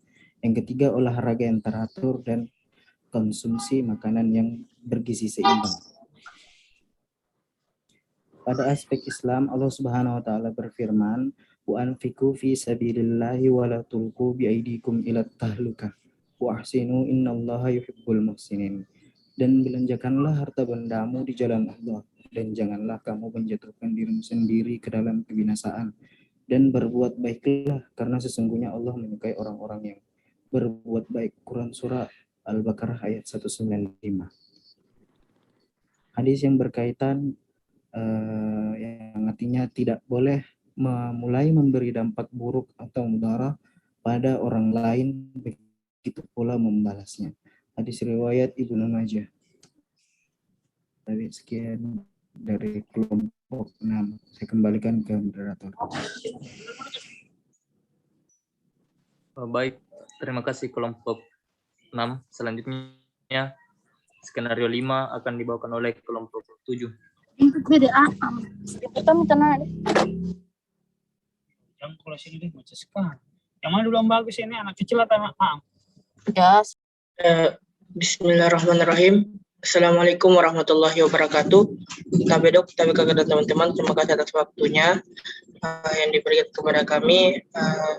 Kami dari kelompok 6, kelompok 7 akan melakukan presentasi diskusi dari skenario yang kami dapatkan. Dengan skenario yaitu seorang perempuan berusia 42 tahun dibawa ke unit gawat darurat rumah sakit dengan keluhan sesak napas yang dirasakan sejak 3 hari yang lalu dan memberat sehari terakhir. Sesak dirasakan walau istirahat, riwayat melahirkan anak kelima 1 bulan yang lalu, pemeriksaan tanda vital, didapatkan tekanan darah 90/50 mmHg, denyut nadi 150 kali per menit, frekuensi napas 30 kali per menit, suhu 37,5 derajat Celcius. Pemeriksaan fisik didapatkan JVP meningkat, hepatomegali dan hepatojugular reflux positif, dan edema pretibial. Pemeriksaan EKG menunjukkan gambaran sebagai berikut. Dan pada pemeriksaan fototoraks sebagai berikut. Next.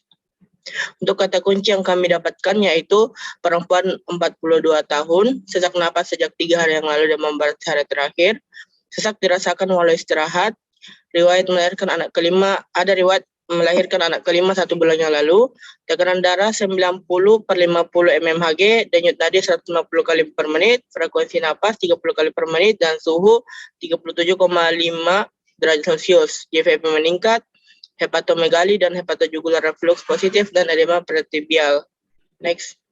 Dengan pertanyaan yang didapatkan yaitu etiologi sesak napas terkait dengan skenario, penjelasan hasil EKG dan fototoraks, kemudian bagaimana hubungan sesak napas dengan skenario, faktor resiko terkait skenario, kemudian langkah diagnosis, kemudian diferensial diagnosis, kemudian tata laksana dan edukasi, kemudian aspek AIK-nya. Nah, untuk penjelasan selanjutnya akan saya serahkan ke Saudari Aisyah Izza Rabbani. Saya persilakan dengan hormat. Bismillah, terima kasih atas kesempatannya. Jadi di sini saya akan menjelaskan mengenai etiologi sesak. Jadi berdasarkan skenario ini, kelompok kami mengarahkan penyakit ini ke arah kardiomiopati. Jadi etiologinya dari kardiomiopati itu adanya ventrikel kiri yang melemah disebabkan karena kerusakan kontraktilitas dari ventrikel. Jika kontraktilitas ventrikel rusak, akan menjadi beban preload dan afterload pada ventrikel, di mana jika ada terjadi abnormalitas pre dan afterload akan menurunkan cardiac output. Ketika cardiac output menurun, inilah yang menyebabkan takikardi. Kemudian bisa juga terjadi retensi cairan dan natrium, di mana curah jantung yang tidak terpenuhi akan meningkatkan LEDV-nya dan EDV-nya. Jika ini meningkat, akan menjadi beban pada atrium kiri. Kemudian, jadi tekanan atrium kiri ini akan meningkat dan terjadi kongesti pada vena pulmonalis dan menyebabkan edema paru, kemudian terjadi sesak. Next. Adapun interpretasi dari EKG-nya, di sini iramanya itu kita dapatkan sinus dengan frekuensi 150 kali per menit, jadi sinus takikardi, kemudian regularitasnya itu reguler, dan aksisnya itu kita dapat deviasi ke kanan, kemudian gelombang P-nya itu tidak teratur, dilihat pada lead 2-nya di sini. Kemudian per intervalnya itu reguler, kompleks QRS-nya itu tidak normal, ST segmennya depresi, dan gelombang P-nya itu didapatkan inversi. Next. Adapun interpretasi kembali dulu, kembali.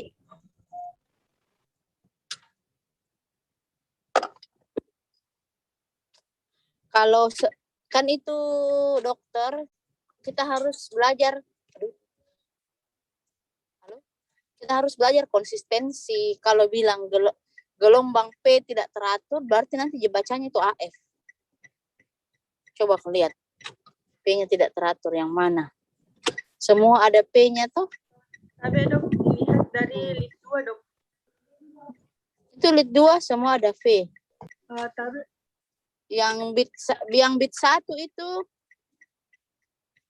ada P di situ sebelumnya, tapi yang lain kan secara keseluruhan ada P.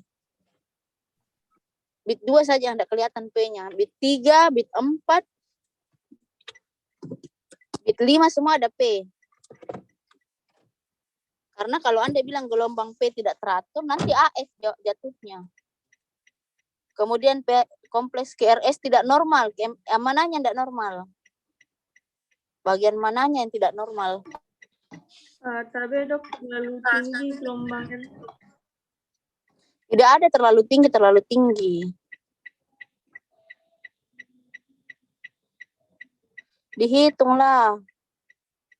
Voltase R-nya berapa, ditambah S-nya berapa misalnya. Terus apa lagi yang tidak normal? QRS-nya.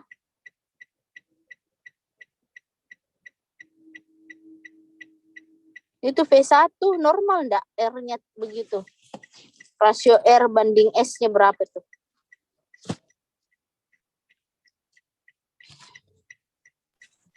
Coba hitung berapa rasionya itu RS-nya. Tadi sudah dikasih contohnya.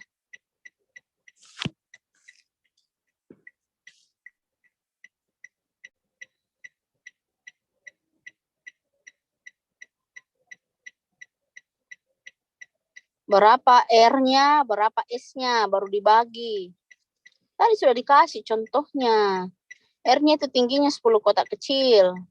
S-nya itu dalamnya 3 atau 4 kotak kecil. Berarti 10 bagi 4 mungkin 0,25. Ini Anda cuma menghafal, enggak tahu yang mana barangnya. Jadi apa kesimpulan EKG-nya ini kalau begini?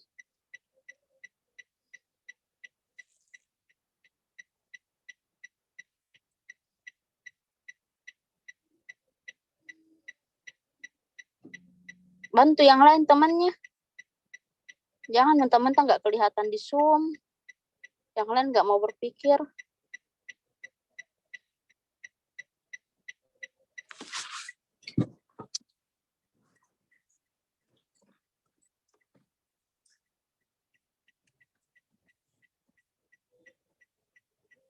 Kan Anda penyajinya. Apa bacaan EKG-nya ini? Yang lain kan ada kesimpulannya, hipertrofi ventrikel kanan, hipertrofi ventrikel kiri. Kalau ini apa? Tapi dok, atrial fibrilasi dok. Atrial fibrilasi. Kalau atrial fibrilasi, interval R ke R-nya tidak teratur. Ini Anda tulis regularitasnya reguler. Terus itu PR interval itu bukan begitu bacanya. PR interval itu dihitung berapa milisecond atau berapa second, berapa kotak antara P dengan kompleks QRS-nya. Tidak pernah diajar PR interval reguler. Yang ada itu RR interval atau PP interval. Itu baru orang bahasanya reguler atau irreguler. Kalau PR interval dihitung itu berapa awal P sampai awal QRS.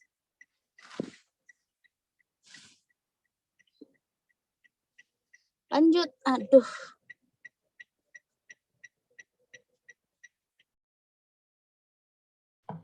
Kemudian dari interpretasi fototoraksnya itu didapatkan densitas cukup, inspirasi cukup, kemudian kesimetrisan foto itu simetris, kemudian di sini didapatkan dari kardiotorasik rasionya itu 0,60 cm. Jadi terjadi pembesaran pada jantungnya, kemudian pinggang jantung tidak terlihat, dan ada hipertrofi ventriculus sinistra, dan kesan foto itu hipertrofi jantung. Perhatikan itu istilah ya, tidak pernah itu kita istilahkan kalau foto hipertrofi. Hipertrofi itu bahasa EKG. Yang ada adalah kita bilang kardiomegali, kalau bahasa fototoraks. Kalau bahasa, enggak pernah ada orang baca fototoraks itu hipertrofi ventriculus sinistra, itu bacaan EKG itu. Kalau foto cuman sampai kardiomegali, kongestif paru, edema paru gitu. Tidak ada hipertrofi ya, jangan mengada-ngada. Lanjut.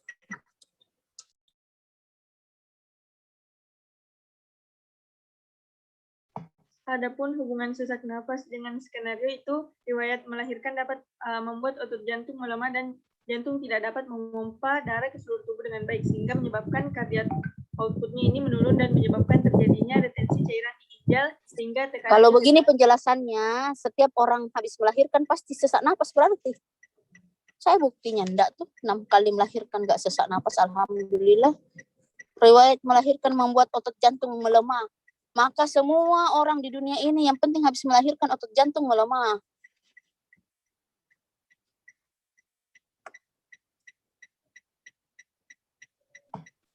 Tapi dok, riwayat melahirkan serta umurnya yang sudah cukup tua itu 42 tahun, itulah yang membuat otot jantungnya itu melemah dan tidak dapat memompa darah ke seluruh tubuh dengan baik. Bukan karena itu, enggak begini. Ini apa nanti diagnosanya nih? Pernahkah diajar diagnosa begini? Patofisiologi begini? Kakak coba lihat nafas. Itu. Lanjut. Adapun faktor risikonya itu usia, jenis kelamin, hipertensi, riwayat keluarga, diabetes mellitus, obesitas, serta konsumsi alkohol. Adapun langkah-langkah diagnosis. Untuk yang Kesmin yang mana faktor risikonya? Untuk Kesmin apa faktor risikonya yang kau sebutkan tadi? Pada usia berapa? Faktor risikonya itu usianya Siapa yang pernah bilang faktor usia 42 faktor resiko?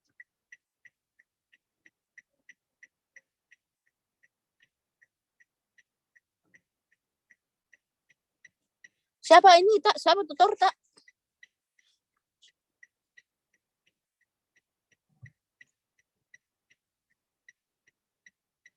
Siapa tutornya ini? Kenapa susah sekali menjawab? Satu kali tanya jawab, satu kali tanya jawab pun enak. Bertele-tele kan. Cepat deh, banyak pekerjaanku ini, bukan kau yang saya mau lihat senyum-senyum di balik semua itu. Siapa tutornya? Siapa dokternya?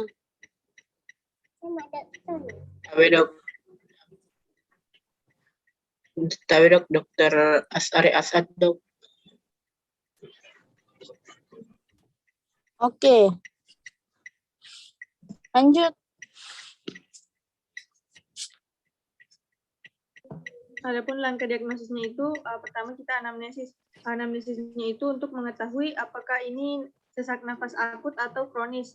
Kemudian kita tanyakan juga apakah sesak itu terus-menerus atau intermittent, serta apa saja faktor yang memperberat dan memperingan sesak nafas. Kemudian kita juga tanyakan mengenai apakah terdapat gejala penyerta.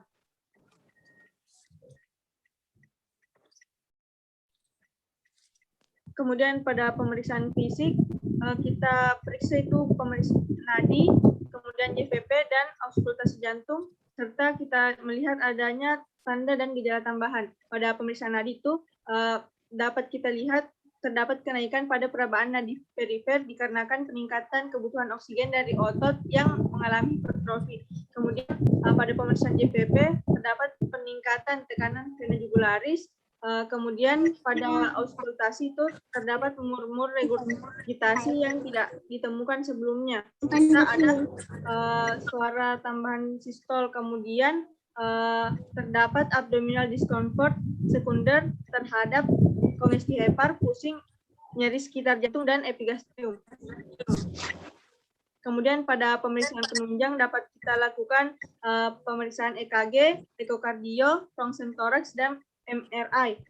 Pada pemeriksaan EKG itu sering ditemukan kelainan gelombang T dan segmen ST. Kemudian gambaran hipertrofi ventrikel kiri.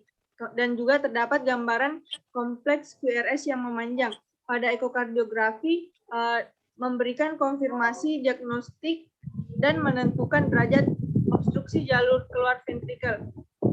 Pada rongsen itu didapatkan patchy infiltrate di daerah paru bawah dengan vascular redistribution. Kemudian ada juga kardiomegali serta efusi pleural. Dan pada MRI itu untuk menilai volume ruang jantung dan fungsi ventrikel dan juga untuk melihat trombus. Adapun diferensial diagnosisnya itu sebelumnya gagal jantung, kardiomiopati, dan kor pulmonal. Pada diskusi kami mengarahkan ke kardiomiopati dan selanjutnya akan dijelaskan oleh Baik, tapi teman-teman untuk patofisiologi kardiomiopati, ya kardiomiopati diawali dengan adanya kerusakan pada sel-sel otot jantung atau miosit yang mengakibatkan penurunan fungsi kontraksi. Pada kasus ini kerusakan otot jantungnya kenapa? Pada kasus ini kerusakan sel otot jantungnya kenapa? Dari mana dia rusak?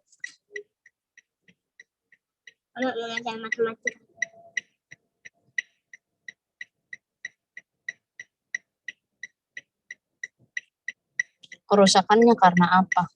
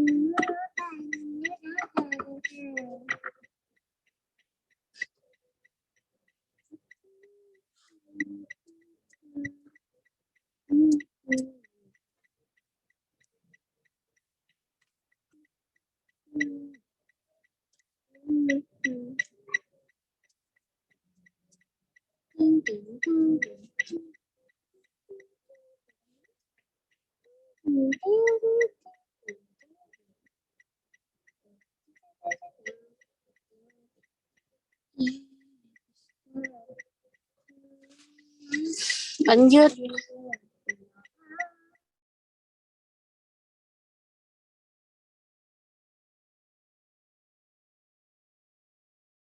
Tapi dok, dari rusaknya sel-sel otot jantung itu maka terjadi penurunan fungsi kontraksi dan penurunan stroke volume. Maka pada akhirnya akan mengakibatkan dilatasi ventrikel kiri, penurunan kardiak output dan peningkatan tekanan pengisian ventrikel. Next.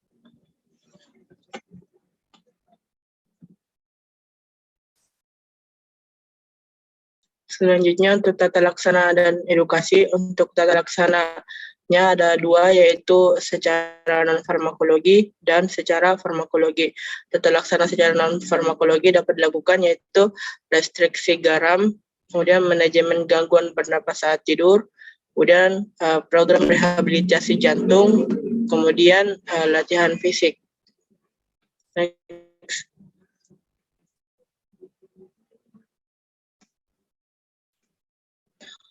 Untuk farmakologi dapat diberikan obat dari golongan ACE inhibitor, yaitu captopril, enalapril, lisinopril, ramipril, dan perindopril. Dan juga bisa diberikan obat dari golongan ARB, yaitu candesartan, dan valsartan. Kemudian bisa juga diberikan obat dari golongan antagonis aldosteron, yaitu eplerenone dan spironolactone, dan juga bisa diberikan obat penyekat B, yaitu bisoprolol, carvedilol, dan metoprolol. Next. Untuk edukasi ada secara non-farmakologi dan farmakologi. Untuk secara non-farmakologi yaitu modifikasi diet dan pembatasan cairan, kemudian pemantauan berat badan, dan identifikasi tanda dan gejala perburukan gagal jantung.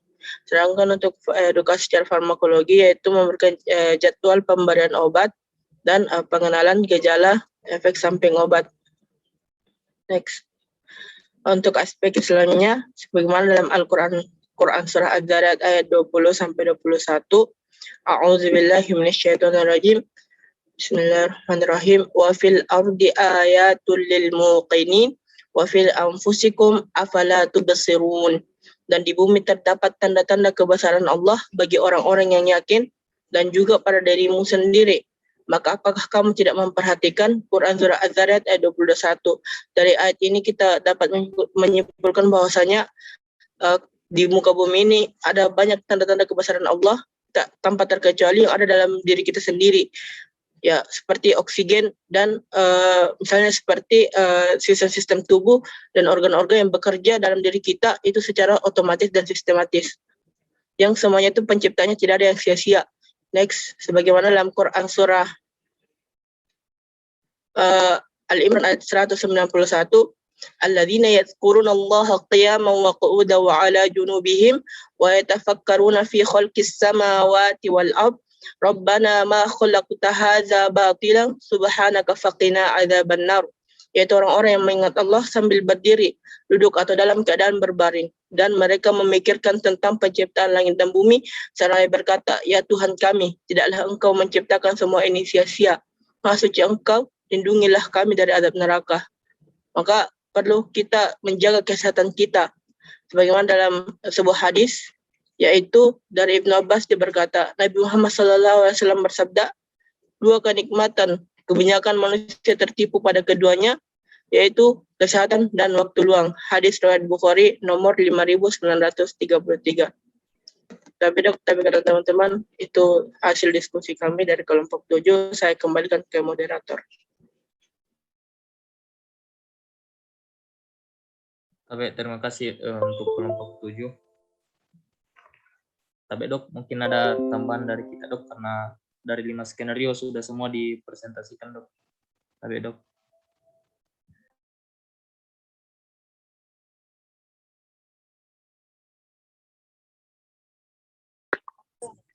Yang pertama-tama dulu Al-Humada, Mama. Ya, oke. Case berikutnya. Tunggu dulu karena ini sudah asar, laki-laki silakan sholat dulu. Sholat dulu. Tapi Dok, 5 skenario sudah semua dibawakan. Sudah semua. Terima kasih sholat. Tapi oh iya Dok. Terima kasih Dok.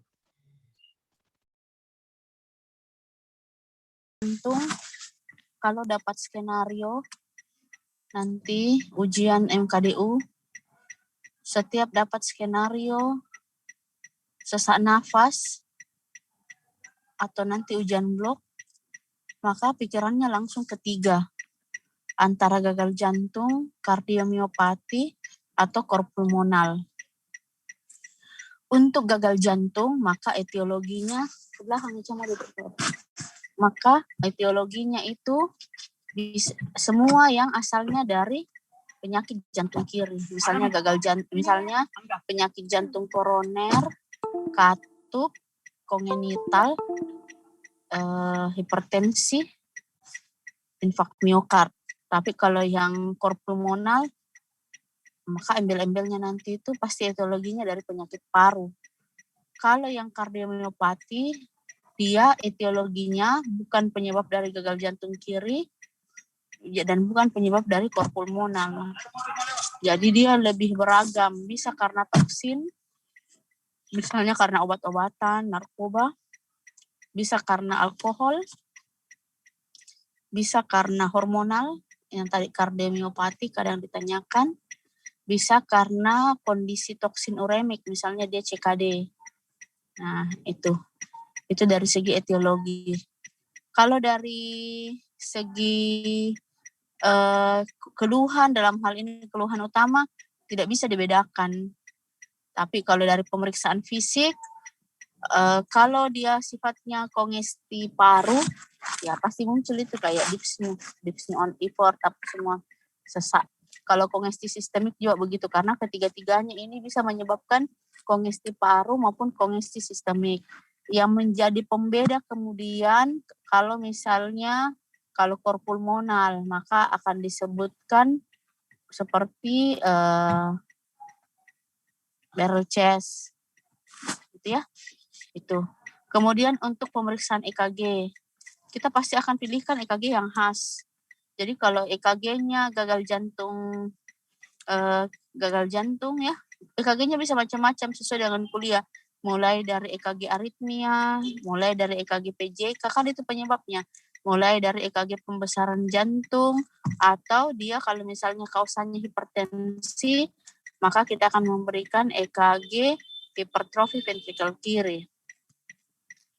Kalau yang kanan, maka akan diberikan hipertrofi ventrikel kanan. Jadi kalau kiri, lihat itu kembali kriteria Romhill-Estes, LV strain, LAD, LAE, voltase tinggi, QRS lebar. Kalau misalnya EKG RVH, maka lihat rasio di V1. R banding S lebih dari 1, R sama dengan S, atau gambaran RBBB. Itu RVH tipe A, B, dan C, dan seterusnya. Dan kemudian kalau untuk kardiomiopati, karena kardiomiopati ini kausanya aneh, bisa tiba-tiba cuman jantung kirinya yang membesar, maka kita akan dapatkan hipertrofi ventrikel kiri atau hipertrofi kiri dan kanan. Maka seperti yang di skenario 5 itu akan didapatkan hipertrofi biventrikular ya. voltase di V5 V6 tinggi, kemudian rasio RS di V1 V2 lebih dari 1. Pasti akan diberikan soal-soal yang khas. Nah, untuk pemeriksaan untuk tata laksana, ingat pilar utamanya. Bedakan lagi apakah dia akut, apakah dia kronik. Kalau misalnya akut, maka di skenario nanti itu akan disebutkan memberat, tiba-tiba, dan seterusnya. Nah, bedanya untuk tata laksana akut dengan kronik, kalau misalnya kronik dia oral, kalau akut dia parenteral. Kemudian mungkin akan disajikan skenario-skenario yang gagal jantung akut, bisa shock kardiogenik, bisa aritmia. Nah, kalau untuk yang korpulmonal, selain terapi seperti diuretik, maka diberikan juga terapi-terapi paru. Jadi kayak misalnya diberikan bronkodilator, mukolitik, dan seterusnya. Nah, untuk yang kardiomiopati tidak spesifik menanyakan tata laksana karena lihat level kompetensinya 2 gitu ya. Harus tahu, mulai sekarang harus membiasakan mengenal yang mana istilah EKG, yang mana istilah ronsen ya. Jadi ronsen itu sekali lagi cuman ada kardiomegali, kalau untuk penyakit jantung kardiomegali, kongesti paru, edema paru ya. Gitu. Saya kira cukup untuk pleno kita ya. Perbaiki lagi belajar tentang EKG, nanti itu setengah mati mengejar kalau tidak mau belajar EKG di CSL2. Karena di CSL2 itu kita betul-betul memperdalam baca EKG. Kenapa? Karena Anda itu level kompetensinya 4. Anda harus bisa memeriksa dan harus bisa interpretasi. Saya kira cukup. Terima kasih atas semuanya. Assalamualaikum warahmatullahi wabarakatuh. Saya izin live. Waalaikumsalam warahmatullahi wabarakatuh. Waalaikumsalam warahmatullahi wabarakatuh. Terima kasih banyak, Dok. Waalaikumsalam warahmatullahi wabarakatuh. Tabe dok, terima kasih dok.